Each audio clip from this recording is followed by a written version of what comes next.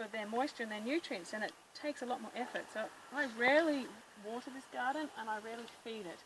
I set the soil up right, and I have it so that it's terraced and with little indentations, so it actually collects the rain as it comes and seeps in, and that way I don't need to do too much work on maintaining it. Mung beans planted in the front here, Madagascar beans, a perennial bean growing up here. These are the perennial Welsh onions, so instead of growing lots of onions, I just use the Welsh onions and just snip the tops. There's new ones coming here. When they bunch up, I sort of separate them out. It's getting a bit thin in here at the moment. I do a lot of workshops down in Brisbane at the libraries, and I constantly take full carloads full of cuttings and plants down and just give them away. I think out of my garden I've had 10,000 cuttings in the last year, so it needs to have a bit of a rest from now on for a little bit to kind of rejuvenate, but you just can't avoid it unless you're spraying it with everything. So I avoid I avoid spraying even with chili sprays or garlic sprays or anything, because they're going to hurt the good bugs too. So you want to try and create that system. So I have lots of little pockets where the little birds can hide and they come down and swoop off things, and lots of flowers and habitat where frogs can live, and the good bugs that come and eat the other bugs come. So the more diversity, and actually recently there was a bit of a grasshopper plague that came through the sweet potato and has made it look all quite disastrous. But it's a flush that happens. If you go, oh my gosh, there's grasshoppers, I better do something about that, and you go and spray, then you end up in this intervention cycle and you constantly harm something else and something else and something else. So you wait.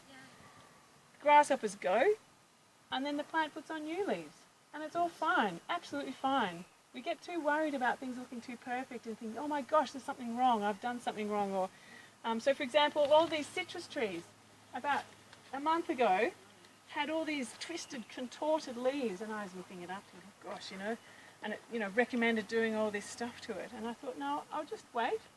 And that was the new big flush of growth when, after the being dry and the rains came, it was kind of that, sort of, I don't know, it's a kind of the plant trying to burst forth but not kind of working. But now, new smooth leaves are starting to come out, and it's all fine.